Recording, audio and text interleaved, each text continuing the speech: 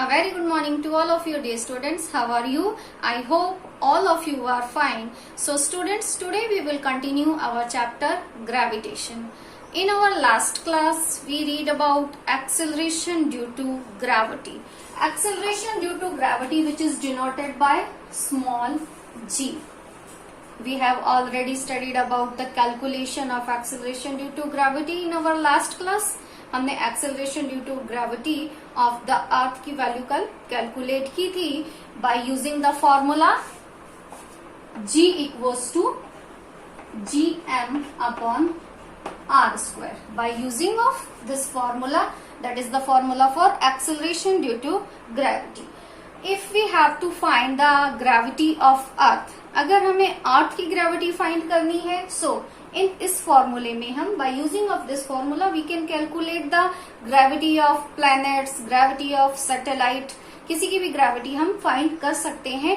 But if we have to find the gravity of earth, अगर हमें earth की gravity find करनी है, so there m is stand for mass of the earth and r is stand for radius of the earth, and g, as we know that what is g is stand for gravitational constant. So by using this formula we can calculate the gravity of earth. As we know that the mass of earth is 6 into 10 की power 24 kilogram and radius of earth is 6.4 into 10 की power 6 meter. And gravitational constant की value, we read about gravitational constant की value. बेटा gravitational constant की value को हम first lecture से read करते आ रहे हैं इस चैप्टर के, दैट इज 6.67 और ऑल ओवर राउंड अप करके 6.7 भी राइट कर सकते हैं आप. 6.7 इंटू 10 की power -11 newton metre square upon kilogram square. So all these given values by putting in this formula, इस फॉर्मूले में ये सारी गिवन वैल्यूज पुट करके हम अर्थ की ग्रेविटी फाइंड कर सकते हैं. As we know that the gravity of earth, value of gravity of earth is 9.8 metre per second square. And slightly जो अर्थ की ग्रेविटी की वैल्यू है इसमें स्लाइटली चेंज आता है बिकॉज ऑफ इक्वेटर से पोल की तरफ हम मूव करते हैं. क्यों होता है? रेडियस का डिफरेंस होता है दोनों में, क्योंकि हमारी अर्थ जो है वो पोल से थोड़ी सी फ्लैट है. देयरफॉर वहां रेडियस कम होती है और इक्वेटर्स की तरफ रेडियस ज्यादा होती है. जहां रेडियस कम होगी वहां acceleration due to gravity means g की वैल्यू ज्यादा होगी, और जहां रेडियस की वैल्यू ज्यादा होगी वहां एक्सेलरेशन ड्यू टू ग्रेविटेशनल की वैल्यू मिनिमम होगी. So by using this formula we can calculate the gravity of earth and gravity of satellite or other planets. Suppose that we have to find the gravity of moon. हमें moon की gravity find करनी है. We can find the gravity of moon again by using of this formula. इसी फॉर्मूले को use करके हम moon की gravity भी find कर सकते हैं. But यहाँ अब हम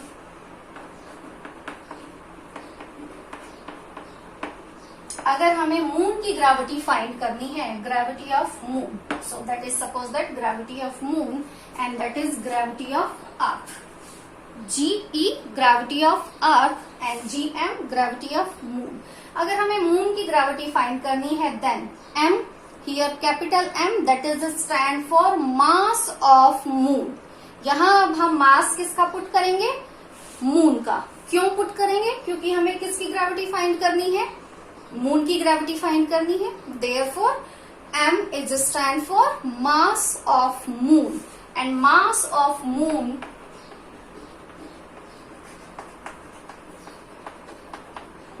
मून इज 7.4 इंटू 10 की पावर 22. 7.4 इंटू 10 की power 22 kilogram, that is mass of moon.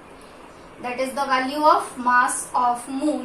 And R की वैल्यू, किसकी वैल्यू पुट करेंगे हम? R stand for radius. किसकी रेडियस? हम किसकी ग्रेविटी फाइंड कर रहे हैं? मून की। सो रेडियस किसकी पुट करेंगे हम? मून की। And radius of moon, radius of moon is 1.74 into 10 की power 6 meter. That is the radius of moon. And g is gravitational constant, that is 6.7 into 10 की power minus 11. So by using this formula we can also calculate the value of the gravity of moon, and by calculating them we conclude the gravity of moon is 1/6 of gravity of earth. That is here another new formula. Gravity of moon is 1/6 of gravity of earth. Moon की gravity अर्थ की gravity के 1/6 होती है। 1/6 means, it means किसी object का wait, जो wait उस object का अर्थ के ऊपर है, सेम एज उसी ऑब्जेक्ट का वेट मून पर जाकर 1/6 हो जाएगा। क्यों हो जाएगा मून पर जाकर उस ऑब्जेक्ट का वेट 1/6? क्योंकि मून की ग्रेविटी अर्थ की ग्रेविटी के 1/6 होती है। इसलिए किसी भी ऑब्जेक्ट को अगर हमने अर्थ के ऊपर उसका वेट मेजर किया है, सेम एज उसी ऑब्जेक्ट का वेट मून के ऊपर 1/6 आएगा, because of gravity of moon is 1/6 of gravity of earth. Now let's see, acceleration due to gravity does not depend on the mass of the object. किसी भी object में, कोई भी फ्रीली फॉलिंग ऑब्जेक्ट है जो एक्सेलरेट हो रही है अंडर द ग्रेविटेशनल फोर्स के because of the gravitational force, किसी भी फ्रीली फॉलिंग ऑब्जेक्ट में जो एक्सेलरेशन है, उस एक्सेलरेशन के ऊपर ऑब्जेक्ट के मास का कोई इफेक्ट नहीं पड़ता है। Now let's see acceleration due to gravity does not depend on the mass of a body. कोई भी object, when an object in free fall, जब कोई ऑब्जेक्ट फ्री फॉल की कंडीशन में है, then the rate of acceleration does not depend on the mass of the object. वहां जो acceleration produce हुआ है वो एक्सेलरेशन ऑब्जेक्ट के मास पर डिपेंड नहीं करता। That is proved by scientist Galileo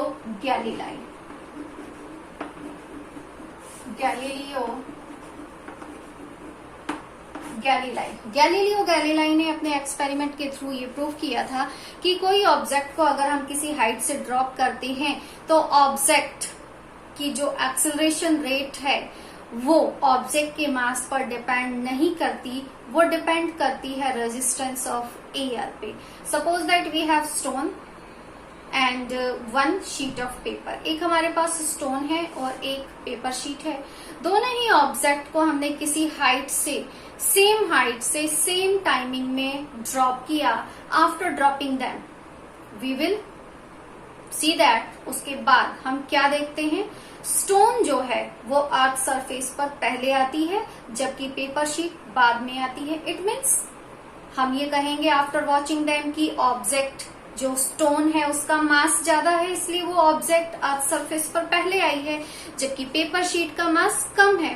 but that is not depend on the mass of the object, but ये एक्सेलरेशन की रेट ऑब्जेक्ट के मास पर डिपेंड नहीं करती, ये डिपेंड करती है एयर के रेजिस्टेंस पर। ऑब्जेक्ट का एयर में जो रेजिस्टेंस है, फ्रिक्शन है, friction means resistance of relative motion, जो उस मोशन को अपोज कर रहा है, और इस फ्रिक्शन एयर रेजिस्टेंस की अमाउंट पेपर शीट में ज्यादा है जबकि स्टोन में कम है, और जिसमें एयर का रेजिस्टेंस ज्यादा होगा उसकी एक्सेलरेशन रेट क्या हो जाएगी, डिक्रीज हो जाएगी, और जिसमें एयर का रेजिस्टेंस कम होगा वो ऑब्जेक्ट अर्थ सरफेस पर पहले आके गिरेगी। Suppose that we have two stones, a small stone and a big stone. दो स्टोन लिए हमने, एक बड़ा है थोड़ा सा और एक छोटा है। दोनों को हमने सेम हाइट से ड्रॉप किया, दोनों के मासेस डिफरेंट हैं। दोनों को हमने सेम हाइट से ड्रॉप किया है, सेम टाइमिंग में ड्रॉप किया है। After dropping them we will see that दोनों ही stones at the same time आकर अर्थ सरफेस पर फॉल होते हैं, ड्रॉप होते हैं। सो इट मीन्स ऑब्जेक्ट का जो एक्सेलरेशन रेट है, ऑब्जेक्ट में जो एक्सेलरेशन प्रोड्यूस हुआ है when object in a free fall condition, जब ऑब्जेक्ट किस में है, फ्री फॉल में है, अंडर द ग्रेविटेशनल फोर्स है, उस कंडीशन में ऑब्जेक्ट को अगर हम किसी हाइट से ड्रॉप करते हैं तो ऑब्जेक्ट किस रेट से अर्थ सरफेस की तरफ मूव करेगी वो उस ऑब्जेक्ट के मास पर डिपेंड नहीं करता। वो डिपेंड करता है कि एयर का रेजिस्टेंस किस ऑब्जेक्ट पर कितना लगता है। सो एक्सपेरिमेंटली रॉबर्ट बॉयल ने इसी एक्सपेरिमेंट को इन अब्सेंस ऑफ एयर में किया था। Robert boil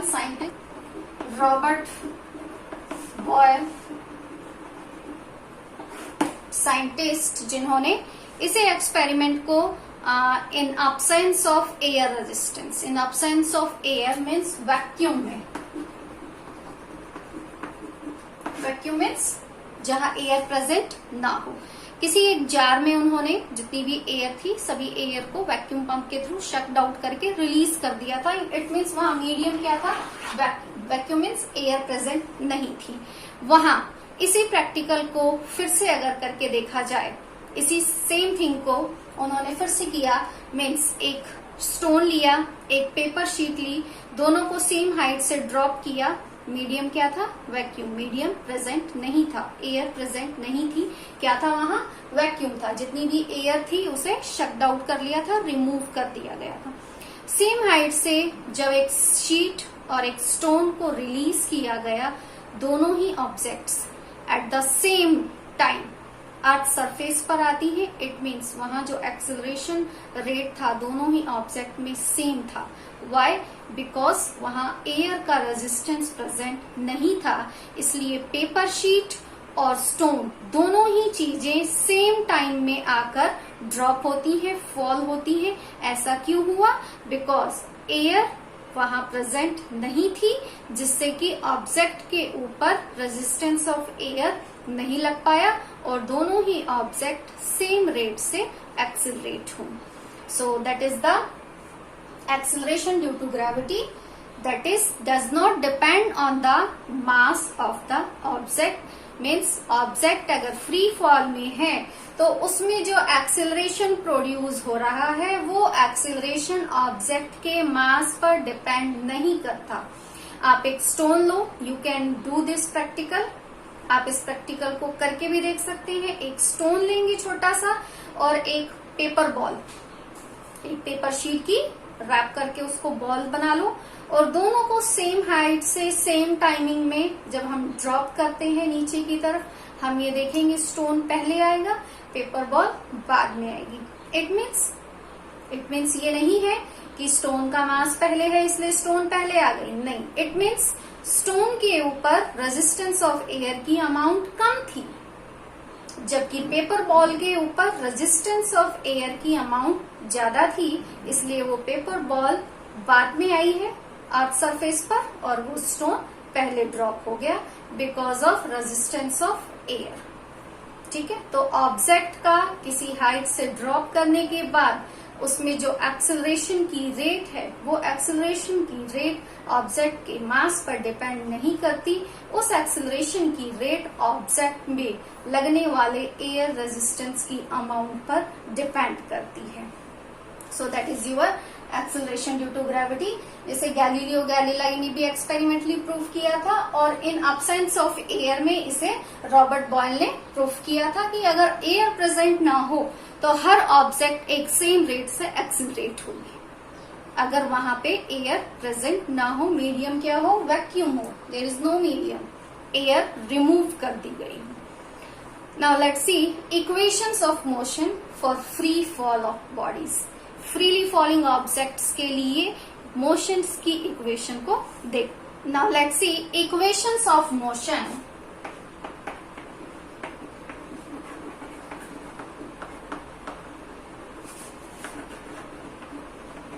for freely falling objects. In our first chapter, in motion chapter, we read about three equations of motion.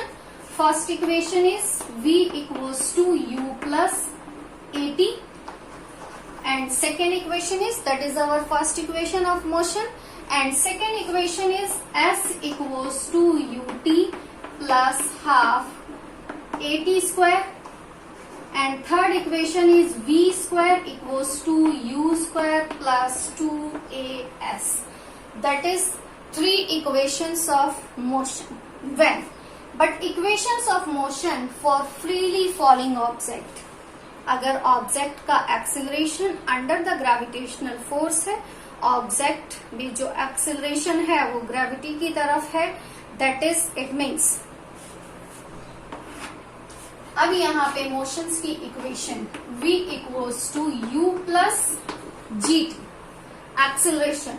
Acceleration हमने क्या लिया था यहाँ पे a, बट ऑब्जेक्ट अगर फ्री फॉल में है, free fall means object fall under the gravitational force, object का जो फॉल है, जो एक्सेलरेशन प्रोड्यूस हुआ है वो बिकॉज ऑफ ग्रेविटेशनल फोर्स है, देन वहां एक्सेलरेशन को हम किससे डिनोट करेंगे, g से, acceleration due to gravity.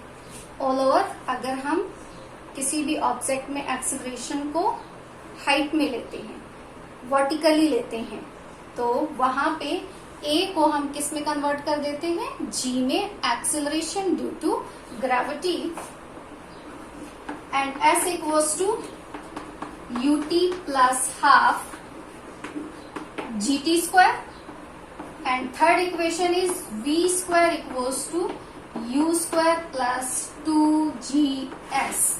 Equations में जो चेंज आया है वो क्या है, equations of motion for freely falling objects. Freely falling objects के लिए मोशन की जो इक्वेशंस हैं वो है v equals to u plus g t, that is first equation.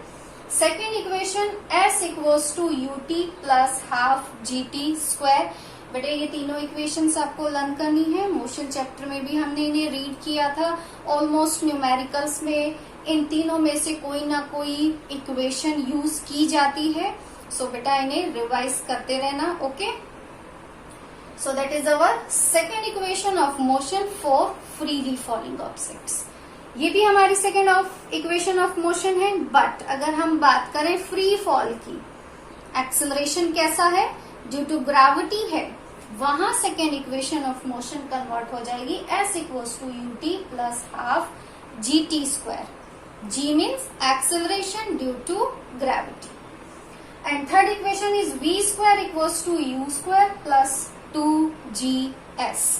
2gs, here s stand for distance, g stand for acceleration due to gravity, and u stand for initial velocity, and v stand for final velocity. Same as here, s stand for distance, u initial velocity, t taken time, g acceleration due to gravity, and again t taken time. So that is our equations of motion for freely falling objects. Free fall में है object अगर, तो उस condition में जो motions की equation है वो क्या होंगी, ये थ्री इक्वेशंस है, same as equations of motion, बस चेंज क्या है, यहाँ है acceleration, that is general acceleration, and here is acceleration due to gravity, और यहाँ जो एक्सेलरेशन है वो कैसा है, फ्री फॉल, ऑब्जेक्ट किस में है, फ्री फॉल में है। Then so these are three equations of motion for freely falling objects. Suppose that when an object is falling vertically downward in direction, किसी ऑब्जेक्ट को वर्टिकली डाउनवर्ड डायरेक्शन में means किसी height से नीचे की तरफ अगर फॉल किया गया है, then its velocity is increasing, उस ऑब्जेक्ट की वेलोसिटी इंक्रीज हो जाएगी, and in this condition the acceleration due to gravity is plus 9.8 metre per second square. इस कंडीशन में बेटा जो एक्सेलरेशन की वैल्यू हम पुट करेंगे वो क्या लेंगे, 9.8 metre per second square, and that value is positive. किस कंडीशन में पॉजिटिव होगी, जब किसी ऑब्जेक्ट को किसी हाइट से नीचे की तरफ ड्रॉप किया गया है, then acceleration due to gravity की वैल्यू होगी plus 9.8 metre per second square. Now our next condition, when an object is thrown vertically upward direction, किसी ऑब्जेक्ट को अगर वर्टिकली अपवर्ड डायरेक्शन में हम थ्रो कर रहे हैं then its velocity is decreasing. अब वहां उस ऑब्जेक्ट की वेलोसिटी क्या होगी, डिक्रीज होगी। देन इस कंडीशन में the acceleration value of acceleration due to gravity is minus 9.8 metre per second square. Positive acceleration due to gravity की वैल्यू हम पॉजिटिव लेंगे। किस कंडीशन में पॉजिटिव लेंगे, जब उस ऑब्जेक्ट को किसी हाइट से नीचे की तरफ ड्रॉप किया गया है, और अगर ऑब्जेक्ट को ऊपर की अपवर्ड डायरेक्शन में थ्रो किया गया है, in this condition the value of acceleration due to gravity is minus 9.8 metre per second square. उस कंडीशन में एक्सेलरेशन ड्यू टू ग्रेविटी की जो वैल्यू होगी वो होगी माइनस 9.8। इट मीन्स अगर एक्सेलरेशन वर्टिकली एक्सेलरेशन अगर ग्रेविटेशनल फोर्स की डायरेक्शन में है तो वहां पे एक्सेलरेशन ड्यू टू ग्रेविटी की वैल्यू होगी पॉजिटिव 9.8। और अगर हम ऑब्जेक्ट को ग्रेविटेशनल फोर्स के अपोजिट अपवर्ड डायरेक्शन में थ्रो कर रहे हैं, एट लास्ट ऑब्जेक्ट आएगी तो वहीं पे, बट हमारा जो मूवमेंट है वो क्या है, opposite to the gravitational force. उस कंडीशन में हम एक्सेलरेशन ड्यू टू ग्रेविटी की वैल्यू लेंगे minus 9.8 metre per second square. So that is the value of acceleration due to gravity in different conditions.